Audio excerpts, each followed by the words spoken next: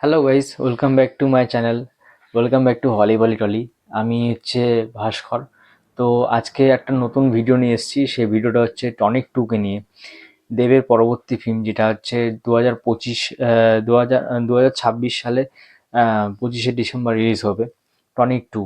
তো টনিক টুর সম্প্রতি নায়িকা ঠিক করা হয়ে গেছে। তো সেই ব্যাপারে তোমাদের আপডেট দেবো। আর রয়েছে টনিক টু নিয়ে অনেকগুলো অনেকগুলো কথা। তো ফার্স্ট পার্টটাও অসাধারণ হয়েছিল, অসাধারণ লেগেছিল। তো খুব ইন্সপায়ারিং ছিল, একটা খুব মোটিভেটেড একটা ফিল্ম ছিল।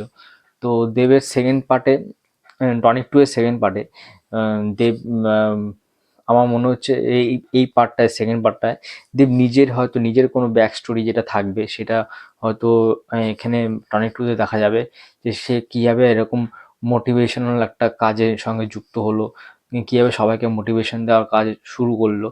তো সেই ব্যাপারে হয়তো কিছু হয়তো আপডেট থাকবে।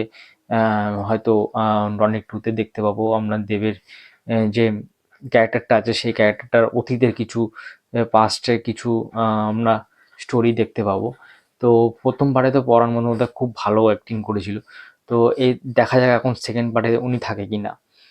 আর সেকেন্ড হচ্ছে, তো টনিক টুতে যে নায়িকা হয়েছে, নায়িকা হচ্ছে অঙ্কিতা, অঙ্কিতা মল্লিক, যিনি আমাদের সবার প্রিয় জগদ্ধাত্রী।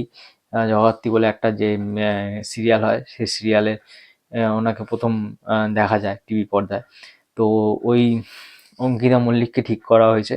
তো আমার ভীষণ ভালো লাগে ওই মেয়েটাকে। খুবই খুবই একটা সুন্দর, কথাবার্তা খুবই ভালো।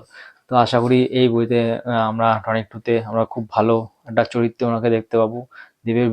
দেবের অপোজিটে একটা এরকম অভিনয় করছেন। তো আশা করা যাচ্ছে খুব ভালোই হবে।